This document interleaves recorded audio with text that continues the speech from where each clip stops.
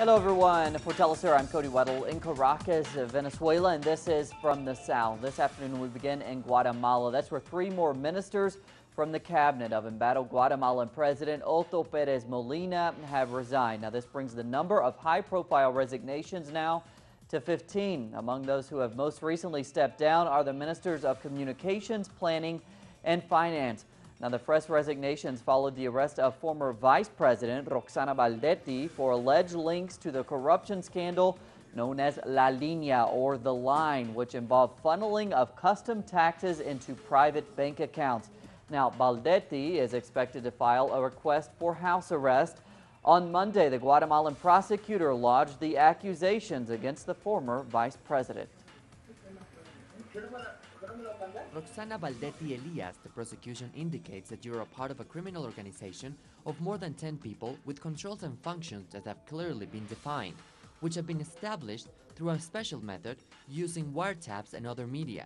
You have consistently been operating as a part of this criminal organization since at last May 2014 until April 2015.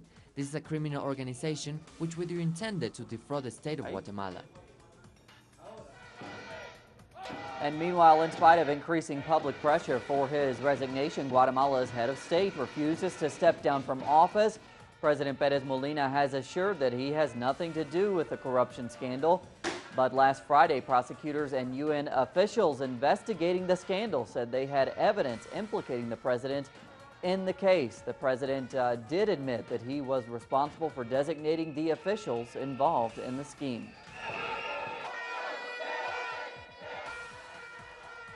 With the same strength and character, which I deny my link to that operation, I cannot fail to recognize that this has happened in my administration and with officials selected by me. This forces me to make a public apology. From the bottom of my heart, I apologize to the Guatemalan people.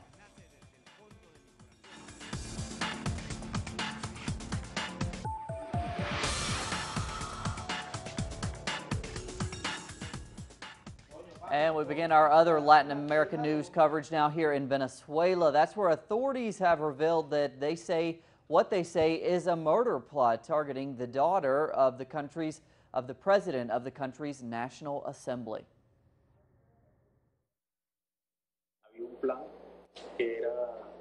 She had the address of two properties of the speakers of the National Assembly, Diosdado Cabello. She was certain that the speaker's daughter often stays in one of those houses. Their plan was that she, together with business people and other people with guns, were going to kill Daniela Cabello, the speaker's daughter.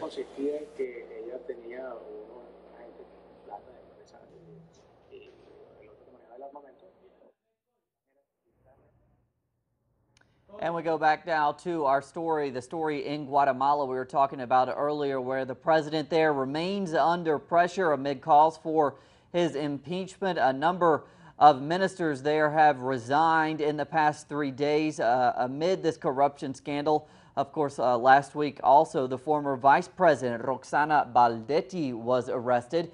So to break it all down for us, we're joined by our correspondent for Central America, Gerardo Torres. Gerardo, for viewers who may not be aware of exactly what this corruption scandal entails, in which the president, Pérez Molina, has been implicated, just start off, if you would, just give us an overview of that fraud and the alleged corruption that's happened with the nation's custom agency. At this moment, none of the ministers that began the government of Otto Pérez Molina is still with him. The last resigned in the last day, because they don't want to be involved in this corruption scandal. Now, different sectors of the Guatemalan society are demanding the resignation of President Pérez Molina. We're talking about the public universities, the public business associations, the workers' associations, campesinos groups, and many other groups are demanding his resignation. Even the Catholic Church has expressed that he should resign. He said in a national press conference that he is not going to do it. Instead, he's going to guarantee all what is needed for the elections that are in 2 weeks to be elected a new president. He says that he is defending democracy, that he is against international inherency. But inside, many groups of Guatemala are just saying that he is just protecting himself from an imminent corruption investigation that could put him in jail. Tomorrow, there is a huge concentration in the Guatemalan capital in which all these sectors will continue the pressure until Otto Perez Molina resigns and the corruption cases continue investigating. Rosana Valdetti started her assessment yesterday, and she probably could face jail. And Gerardo, this is all sort of happening there while elections inch closer in Guatemala. So tell me how that dynamic, as the country prepares for elections, is affecting and playing into this corruption scandal. The problem is that all these groups that are in the streets are sure that they are not represented in the candidates that are participating in the elections. And many have to demand that the elections should be postponed while Otto Perez Molina resigns. The president has assured that he's not going to do it, that the elections are going to take place, and that the candidates that are participating will be elected president. He will pass the power, and he will continue as a deputy or as a lawmaker of the Central American Parliament that will continue his impunity and could avoid a trial for the next 6 years after he gives away the presidency. All right, Gerardo Torres reporting on the latest out of Guatemala as the political tension continues there. Gerardo, thanks again. Thank you, sir. And we go back now to Venezuela, which we were just talking about. After a week of discoveries have unveiled an extensive network of paramilitary activities at Venezuela's border, as well as massive smuggling of basic goods. And President Nicolas Maduro has extended the closure of various border crossings with Colombia. Now, Maduro says there is evidence that the opposition, the political opposition, is working with paramilitaries to destabilize the country. He also says that Colombian paramilitaries have received about $32,000 to carry out an attack against Venezuelan troops at the border. Colombian and Venezuelan officials are expected to meet this Wednesday to discuss the situation. We are looking for a new border. The border is rotten. It is rotten. We are the victims of capitalism, the paramilitary capitalist model of the Colombian right. And we're going to turn live now to Zoe Duca. He's a journalist who right now is in Venezuela, and she's at another border crossing, the one with Brazil, where also some illicit activity also takes place. Zoe, thanks so much for joining us. Just to start, I'm wondering if you can just talk about the situation in Venezuela with respect to the border and paramilitary activity, and how are these paramilitaries affecting the political and social life of the country as a result of cross-border attempts to create instability here in Venezuela? Hi, yes. So, absolutely, this is an issue on the border with Colombia. Paramilitaries, as we know, long protected right-wing interests and landowners in Colombia, and to the best of my knowledge, first registered a paramilitary presence in that area in 1997. Since 2002, there has been an increase of more direct paramilitary aggression towards the Venezuelan socialist government. There was a video that was released in 2002 of the United Self-Defense Forces of Venezuela, which is 100% a group that has based itself on the Colombian paramilitary model. And it's unlikely that this group was formed organically. There's plenty of speculation about ties to the right-wing leaders in Venezuela and in Colombia. And at this point, authorities have estimated at least 30 different paramilitary groups active throughout the country, with the largest concentration being on the border. And while of these 30 groups, many of them may be working for their own profit. Some of them are engaged in mafia-like businesses such as smuggling and express kidnapping. But there is evidence that others have been hired to direct their aggressions towards socialist leaders. The assassinations of Robert Serra and Eliasa Otaiza last year are the most high-profile examples of this, but there are others. And let's talk about smuggling, sort of the other issue there at the border. Now, it's estimated that more than 40% of what is produced here in Venezuela, or what arrives here in Venezuela at subsidized prices, actually ends up across the border in other countries. That's a huge amount. So sort of break this down for us. Why does that happen, and what is this measure trying to stop that? Well, yeah, it's quite astounding. 40% is huge. It has a dramatic effect on everyday life for Venezuelans. It's one of the most direct causes for scarcity of basic food items that are supposed to be made accessible to Venezuelans through regulated prices, state markets.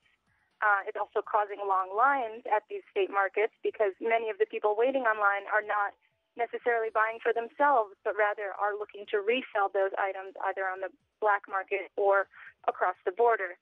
And it's not just food. We have millions of liters of gasoline exiting the country, getting smuggled out through Brazil, Guyana, and Colombia, and outrageous profits are being made because of different currencies and just the fact that no one can match Venezuela's cheap gasoline price. We also are seeing this with medicine and construction materials. These are things that make up the very fabric of Venezuelan society, of any society. So yes, it's a huge source of instability, and we are hoping that the state of exception that has been called in Colombia, with the Colombian border is going to make a difference because as I'm reporting here from the Brazilian border, and we do have smuggling, we have all kinds of smuggling, but we don't have the level of what's being seen on the border with Colombia, and I do think a huge aspect of that, there's already smuggling mafias that are somewhat synonymous with paramilitary groups, and it's just become a massive illicit business on that border. So we're hoping that, that by going after authorities there and resellers and smugglers, we're hoping that it's going to stop the problem. But I would suggest, more emphasis on how these cycles are created rather than just the foot soldiers of the economic war. We would like to see more interest in the structures, the military structures and the border structures that make this possible. And part of that is the paramilitary element. All right, thanks so much for joining us. We will certainly have to wait and see how this measure at the border affects the availability of products here in Venezuela. Our correspondent there in the western state of Táchira reported that some people had actually started to find some products that they weren't able to find previously, but we'll have to wait and see a few more days at least to see how this plays out and affects the availability. Thanks so much for joining us. Moving on now, we go to the Chamber of Commerce of Quito, Ecuador. It has released a press statement backing the current mobilizations happening across Ecuador. Now, many of these mobilizations have turned violent. Our correspondent Liz Sherfius now with more. Economists are urging for dialogue and questioning the press release of Quito's Chamber of Commerce, which said the organization is in favor of the marches, which have often turned violent as they have swept across Ecuador in recent months, and is against proposed constitutional reforms. Among other measures, the proposed constitutional reforms would allow for the re-election of officials, including President Rafael Correa. This is something which is the norm in many nations. At this time, spaces for dialogue need to be open to gauge what the economic problem is and to go over the demands which are being made so that we can come to agreement, a national agreement. The Chamber of Commerce said in the press release that they feel the economic situation was going to worsen with the appreciation of the US dollar and the fall in the international price of oil. They should come together and make suggestions to the government, as well as the President of the Republic, things that should be changed that would improve commerce. President Correa responded to the Quito Chamber of Commerce on his Twitter account. He said that the constitutional reforms are not related to the current economic situation of the country and called this press release political opportunism. Analysts from the Catholic University of Ecuador have determined that past and present press releases of the Chamber of Commerce tend to follow a similar trend. They are using the Guild or the Chamber of Commerce as an instrument to position their own interest as a group, as if they were national interests. Through this press release, the Quito Chamber of Commerce has positioned itself to be against the government of President Correa. Over 1,700 social organizations have entered the National Dialogue for Equality and Social Justice, while some sectors of the opposition continue refusing to participate in this debate. Liz Sherfius, The Sword, Ecuador. In Tucumán, Argentina, members of the nation's conservative opposition resorted to violence for the second straight day on Monday after the leftist ruling party scored a major victory. Local officials reported that 20 people had been injured after protesters attacked police and burned ballot boxes. The Front for Victory's candidate for governor of Tucumán, Juan Mansur, won the election with 54% of the vote. Federal government officials Carlos Zanini revealed that one of the people who had participated in the theft and torching of ballot boxes has been identified as an activist for an opposition party. The government of St. Lucia is clamping down on officials of offshore education institutions who are running afoul of the law. Our correspondent Allison Kentish now with this report. The head of American International Medical University in Gros-Islet in the north of St. Lucia was indicted on 8 offenses, including the unlawful possession of visa applications and illegal advertising. It's the latest in a crackdown of offshore institutions, educational institutions which set up campuses and/or headquarters on Caribbean islands. St. Lucia's House of Assembly and Senate recently approved the Offshore Higher Education Licensing Bill, which prescribes tighter regulation of these offshore educational facilities. The island's education minister says the bill complements stringent regulation implemented by the Caribbean community, CARICOM. Where CARICOM is mandating at the moment that all, especially medical schools that are set up in our country, they need to get accredited with CAMHP. And that's why I said, while the government is setting up this licensing and incentives bill to set up the board, the government cannot accredit these institutions. It is for them to seek accreditation with agencies like CAMHP, which is a body responsible for medicine, education in medicine. It is not clear what impact the arrest will have on the operations at the institution, but its CEO is out on $20,000 bail and is expected to be back in court on September 9th. The school was established during the term of then Prime Minister Stephenson King. He says it is an unfortunate situation, but the right laws are being put in place to protect the country. Disturbing. However, what I think is refreshing is that the government has just passed the necessary legislation to deal with such situations, and I do hope that this is going to be the final in such a saga. Offshore medical schools are institutions outside the United States that cater mostly to international students. The business of training these students offshore began in the late 1970s with the establishment of campuses on the islands of Dominica, Grenada, and St. Martin by business people who set up for-profit schools. Legislators in St. Lucia are attempting to regulate the sector while attracting investment. They say licensing, quality assurance, and transparency are essential to safeguarding the reputation of the country. Alison Kentish, Telesur, St. Lucia. Around the world, actions are taking place throughout the United States against transgender violence. We'll speak live with one of the activists involved in organizing these events. When we come back, stay with us.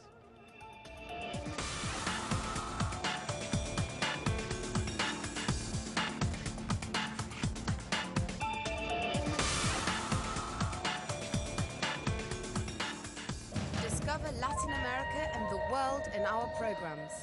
Telesur Reports, The Real USA, the stories behind the tweets, Ataman, Lives, Know Your Body, Open Files, exposing the conflicts that affect our people, compelling personal stories, and the most controversial events. See it all on telesurtv.net in English. Telesur, wherever the news, you'll be there. An insight into Africa today with Bill Fletcher. The Global African, only on telesurtv.net in English. Wherever the news, you'll be there. The truth behind the power. We lift the lid on some of the world's most ruthless figures. Open File, only on telesurtv.net in English. Wherever the news, you'll be there.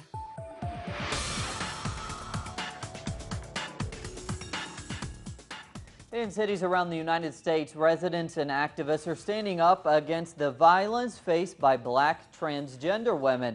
We're now going to turn via telephone to Elle Hearns from Columbus, Ohio. She's a strategic partner of Black Lives Matter, and she's now the Central Regional Coordinator for Get Equal. Thanks so much for joining us. Tell us about this day of action we're talking about. Why has it been organized, and what do you think we can expect to see today in terms of actions? Absolutely. Thank you so much for having me. Today it is a National Day of Action for Black trans women that's being hosted by Black Lives Matter and their chapters across the United States, along with our collaborators in the fight towards Black liberation. What you can expect to see across the nation, there are over 20 actions that are planned, specifically uplifting the names of Black trans women who have been murdered. 6 of those Black trans women have been murdered within the month of August alone. And so you can really just expect to see our cis counterparts really taking action with the same vigor, with the same energy that we've seen the Black Lives Matter movement really evoke for Black people who have been killed by police.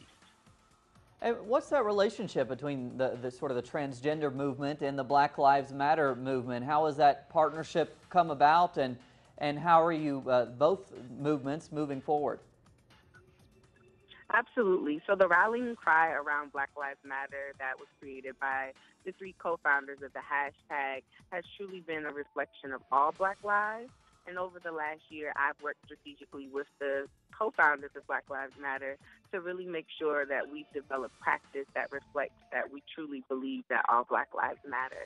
So it's been a consistent and sustainable relationship that we've continued to develop opportunities for strategic action, also with love. That's most important to the Black Lives Matter movement, is that everything we do is a reflection of the love that we have for ourselves and for Black people. All right, thanks so much for joining us to explain for us today. Have a great day. We move on now. 11 people were killed and 18 others were injured after a series of large explosions at a gas terminal in the Afghan city of Herat. 10 children were among those who died. Emotions ran high as families identified their dead loved ones, and according to reports, the explosions were felt across Herat, which is Afghanistan's 3rd largest city. Officials are currently investigating the cause of the accident. One eyewitness says big tanks rained down on the surrounding community after the explosion. Authorities are calling it the largest fire on record in Washington state, and now the blaze, along with others, is putting human lives at risk. Some 500,000 have been mandated to evacuate the area as firefighters battle the blaze. Now, the explosions and the fire is spreading quickly thanks to high winds and unusually warm weather. Over 1 million acres of land have already been affected, and according to officials, due to that weather, things could get worse. All eyes are now on one of the world's most active volcanoes. Now, it's called the Piton de la Fournaise, and it's located on the Indian Ocean of Reunion. Now, the volcano has erupted for the 4th time this year. This is the same island where that debris, believed to be from the missing Malaysia Airlines flight MH370, was found recently. Now, as the volcano spewed red-hot lava high up into the air in Reunion's southeastern corner, tourists, scientists, and journalists climbed another mountain to enjoy the display.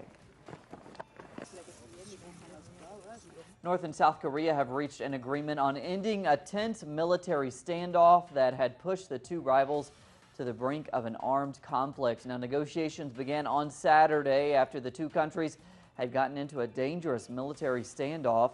This included a rare artillery exchange over the border last week. In the agreement, North Korea expressed regret over recent mine blasts that maimed 2 South Korean soldiers, something for which they had denied responsibility. Meanwhile, the South has agreed to switch off loudspeakers blasting propaganda messages across the border.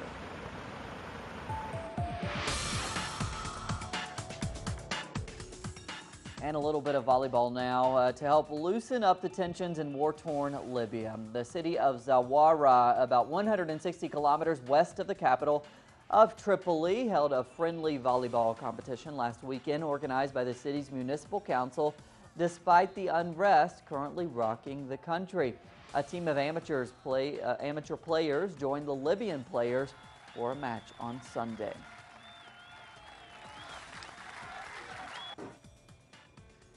And now an Iranian film on the life of the Prophet Muhammad has triggered some controversy in some mostly Sunni countries, but its director, Mahid Mahidi, is hopeful it will improve the violent image of Islam in the Western world. Now, Islam does not allow the depiction of the Prophet's face, so Mahidi has managed to do the film without showing the protagonist's face.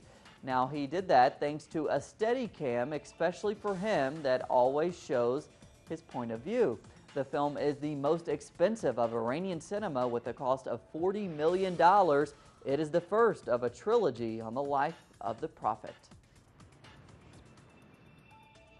That's what we're covering on this Tuesday afternoon here from Caracas. We have plenty more on those stories and others at our website, telesurtv.net/English. For Telesur English, I'm Cody Weddle.